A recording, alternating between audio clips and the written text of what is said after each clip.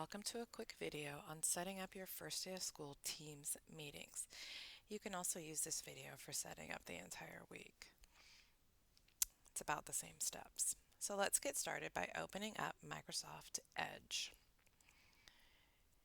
So you're going to open up Microsoft Edge, and in the address bar you might have to type in office.com and log in with your email address and password.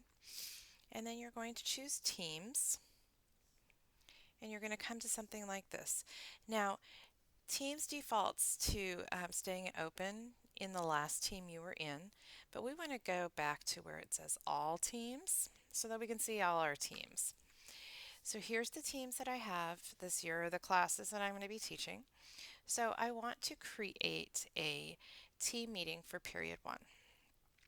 So I want to go ahead and open period 1, and I am going to go into the upper right hand corner, and right next to the meet button I'm going to choose the arrow, and I'm going to select schedule meeting.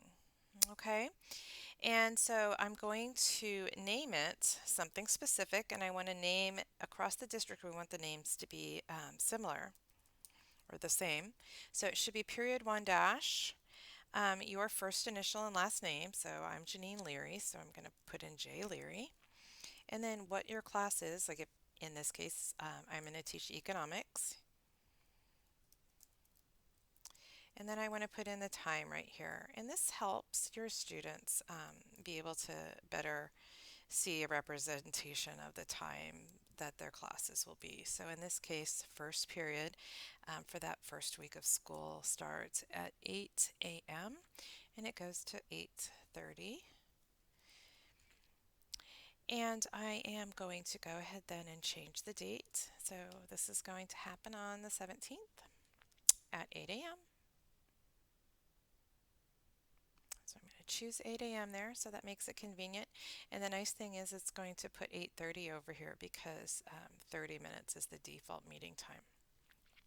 Now, I can choose to just do this for Monday, the 17th, or if I wanted to do the same thing for the entire week, I could go ahead and choose to repeat this for the entire week. So every weekday. And I also want to put an end date to this because I don't want it to be every weekday for infinity. It's just 1 week. So I'm going to choose the option again for custom this time. And I'm going to put in an end date. And my end date needs to be the 21st because the first week of school schedule is very specific, and I want to go ahead and make sure that that's the case. And then all I have to do is choose for it to send that notification. So I'm going to go ahead and choose send notification. And then we're going to go ahead and check before we do the next one. So I'm going to go right over here to my calendar, and I want to check next week's schedule. And so if I scroll up, I'm going to see my period 1 schedule right there. And that's pretty awesome. I also want to make sure once I check the schedule to go in to the actual meeting and change this meeting options. So I want to click on the meeting options, and I want my meeting options to be really tight. So I want only myself, the teacher, to bypass the lobby. So I'm going to say only me. And then I only want me, the teacher, to present or be the one that says who can present. Okay, I don't want anybody taking over my meeting if I don't tell them to, okay, or give them permission to. So I'm going to go into meeting options, and I'm going to change these both to only me, and I'm going to hit save. Okay, and notice it opened a new window here, so I'm going to go ahead and close those, and I will update the meeting. It's, at this point it's updated, and I'm going to go ahead and choose close so I can close it out.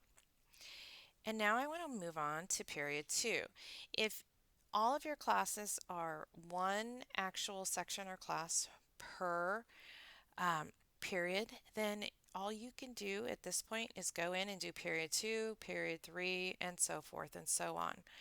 I will let you stop your watching now because At this point forward, I'm going to show teachers that have more than one section or more than one class group per period. So, for example, your Edgenuity teachers or teachers that might be teaching AOI. Also, JROTC is in this boat. So, to schedule a meeting with more than one team, you'll want to go back to your teams right here, and you'll want to go to all teams and open your first second period class.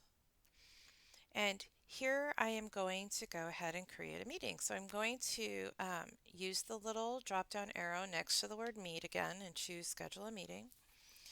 And I'm going to add the same format, period 2, and I'm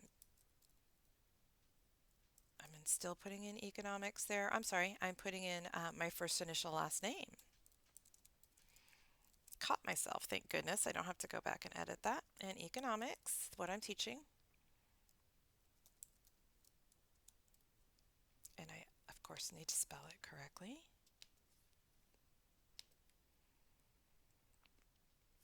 And then I'm going to put the time period that this period 2 is going to happen, and that's 8:40 to 9:10.